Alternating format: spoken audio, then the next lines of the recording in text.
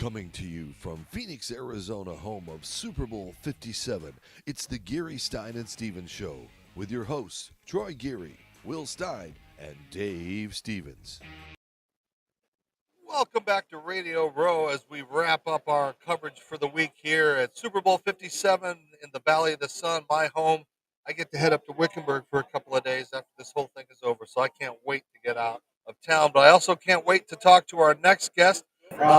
I love when I have history at our table, and joining me now is Bella Rasmussen. If you don't know her story, it's amazing. She's been playing high school football in California, and her story is cool because she's playing at Laguna Beach High School. She's been a running back, and she actually scored a couple of touchdowns this season to make a little history. So, Bella, thanks for taking a little time to join us here on Radio Row. I'm not sure how overwhelming all this is. We'll get into the reason why you're here and everything. But hey, how's life?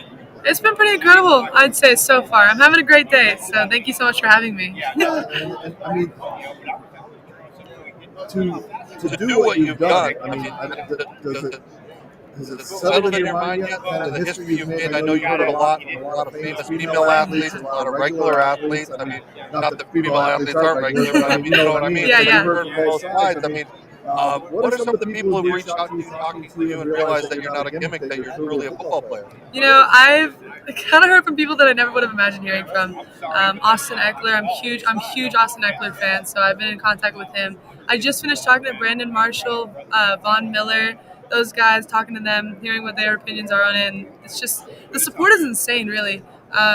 Just like kind of introducing myself to as many people as I can, but also like having people like reach out has been so incredible. So to me, it's like I've made this like record, you know, like I have this over my head, but at this point it's like trying to take the platform and hopefully inspire some other people to do the same things. But it's been pretty incredible, just things that I never would have imagined happening to me.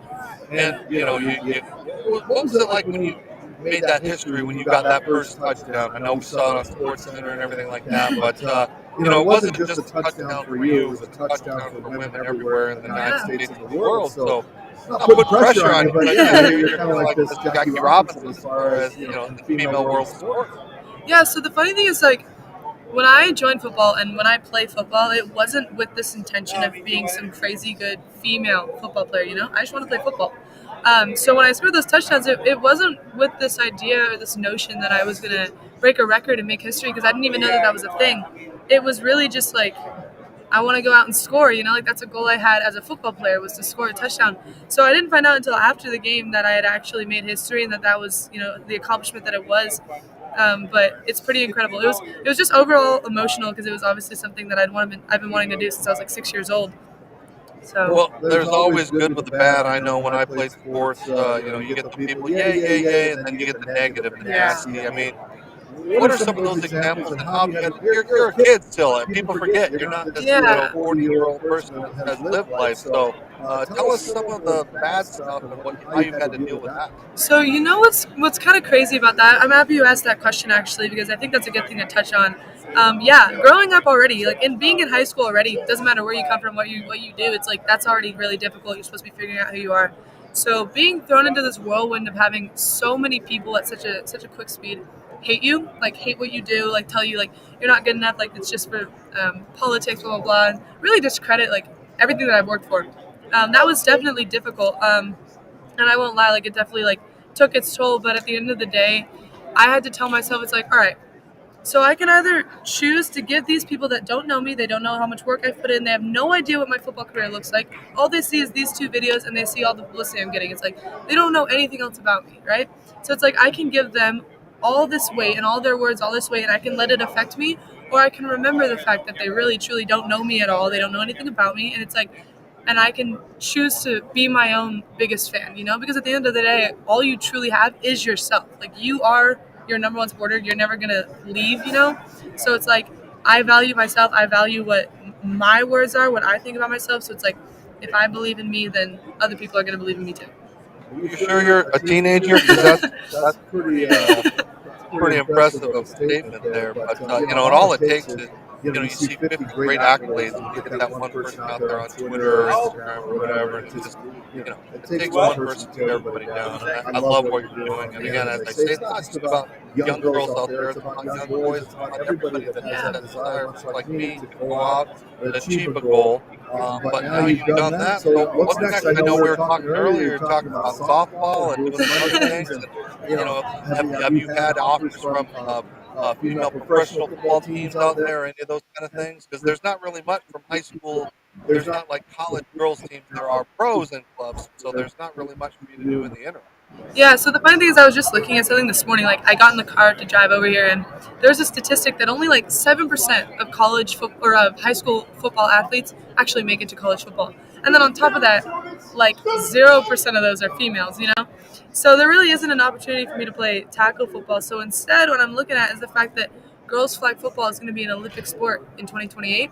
So I think that's the next step. Like, let's go to the Olympics, It's like, I understand football. I can catch a ball. I can throw a ball. It's like, why not? Let's just go. Why not go to the Olympics? Like, let's compete. So I think that's the new goal: is start training and get into that. That's awesome. I wish you luck. And you did say you were going to maybe try to play softball as well this year. Another physical challenge. Well, we got to hook you up with Rob Gerard from Pro Stance to give you a couple of the places to learn and develop that stance. So besides football, and you're a young woman growing up, what are some of your interests? What do you want to be when you grow up? Have you figured out what you want to do out there? So what's funny is before Radio Row for this weekend, I already knew, like, I think I want to go into sports broadcasting. Like I said, like, I have the knowledge of football. I know the sport. So I was like, why not take it somewhere that I wouldn't be able to if not from this? But as I continue to do these interviews, as I continue to talk to people, I realize how much I like talking. Like, I enjoy conversations. I like meeting new people. I enjoy listening to their stories the same way that I enjoy telling my own. So I definitely think that if I'm going to go anywhere, it's going to be in that space. So I think I want to major in communications and hopefully go into sports broadcasting. I would love to chat about games, talk to players post game. You're very well versed. Thank you. A lot of teenagers aren't like that, and you can walk around and see, like, Empowered over there. You've been with Empowered and Laura Oakland, the women's group that's creating media, and now we're going to have a women's sports network. And it's going to be a big year too for women's sports when Brittany Griner comes back to the court and makes her first debut since she was held in Russia. So it's an exciting time for women's sports. We already know that our soccer team is better than the men's team, so might as well continue that tradition. So any words of advice to young girls out there that might want to try to take that challenge that you did and maybe be that first female quarterback to throw a touchdown or to do those kind of things? Because again, it's nice that we get to showcase you, but it's going to be nice when we stop talking about the first for women, where they're just out there and they're just doing it like everybody else. Honestly, what I would say is just, if you're going to play football as a female, just go out and play football, Like, don't walk into it with, like, I'm a female football player. It's like, no, you're just a football player. It's like, let's stop differentiating it, because that's how I walked onto the field personally, like, every single day. Like, to me, it wasn't, I'm a girl and I'm here with guys. They're just like, oh, I'm at practice today. Like, yeah, I got practice from 3 to 6 tonight. I got lifting tomorrow morning. Like, it wasn't anything different for me. So I think that because of that mentality and because of that confidence, that's what led me to success. And I would say that if you want to play football, go do it, and don't let anybody try and tell you can't. How long did it take for your teammates to accept you as a football player? It's not to make fun of you or tease you or razz you or do all the things that they do to freshmen and people like that, the hazing and those kind of things. Let's see. When I was like 6, like, as I first joined football, the youth teams were definitely kind of weird, just because, like, they were kind of, like, not really sure, because it was so early. Like, having girls in football wasn't really a common thing. But as time went on and as I got into high school, no one really said anything about it. It was definitely like, okay, if you can prove yourself, like, if you can put on pads and you can take a hit and you can run the ball, yeah, why not? Why wouldn't you be allowed to play on our team? The coaches loved me, I think. The players, I got along with them really well. I was definitely part of the family. I never felt like I was excluded. Well, I appreciate you spending some time on Radio Row. I know you got a lot more things to do, and you've got a part going on in the Super Bowl. I know you can't really talk about it, but can you just say what we should look for, or maybe when we should pay attention for something? Maybe just stay tuned, I'd say. If you're watching from home, stay tuned.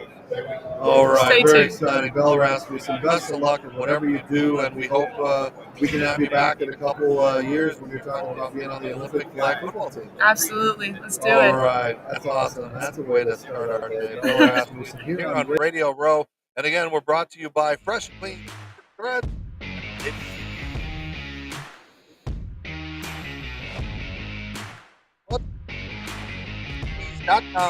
.com/GSS show exclusive 25% off by using the show code touchdown. That's right.